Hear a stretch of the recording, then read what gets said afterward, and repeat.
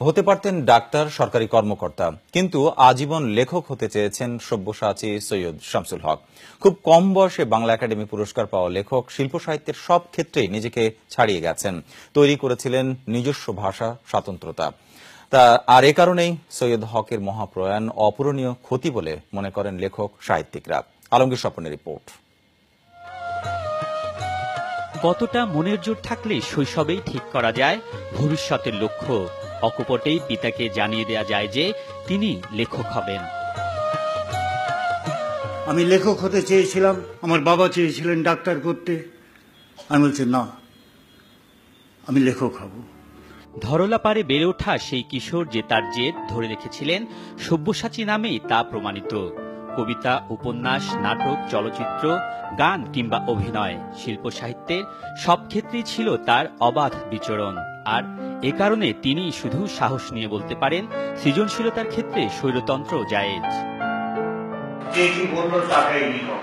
যে জীবনে একটা ক্ষেত্রে স্বৈর শাসন চলে, সেটা হচ্ছে সৃজনশীল। সারা জীবন মানুষের সাথে মিশেছেন, লিখেছেন মানুষের কথা। তাই তো তিনি পায়ের আওয়াজ পাওয়া যায় নাটক কিংবা নুরুল দিনে নিজের কণ্ঠেই শোষকের বিরুদ্ধে জেগে ওঠার আহ্বান জানান।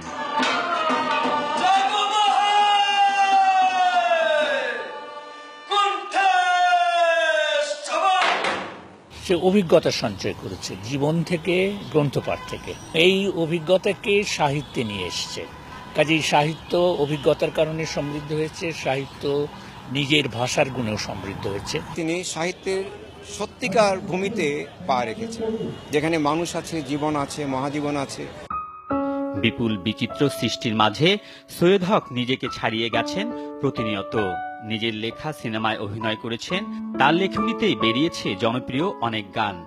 চাঁদের সাথে আমি দেব না তোমার তুলনা, সেটিও জনপ্রিয় হয়েছে। সুতরাং ছবির স্ক্রিপ্ট তার লেখা, যেখানেই হাত দিয়েছেন সোনা ফুলেছে। প্রত্যেকটি ক্ষেত্রেই তার মৌলিক কিছু অবদান আছে, সেই জন্য তিনি সবসময় স্মরণীয় হয়ে থাকবেন। মৃত্যুর আগে লন্ডনে চিকিৎসা নিতে গিয়ে এক আড্ডায় মানুষ সৈয়দ হকের চেয়েছেন নিজের সৃষ্টিকর্মের মূল্যায়ন। রেখমা দাসের মনে, আমাকে মনে রাখা নয়, কাজটাকে মনে রাখা। আমি মনে করি আমাদের চেয়ে বড় হচ্ছে কাজ। যেতে তো হবেই, জন্মেলে মরিতে হবে, অমরকে কোথা কবে।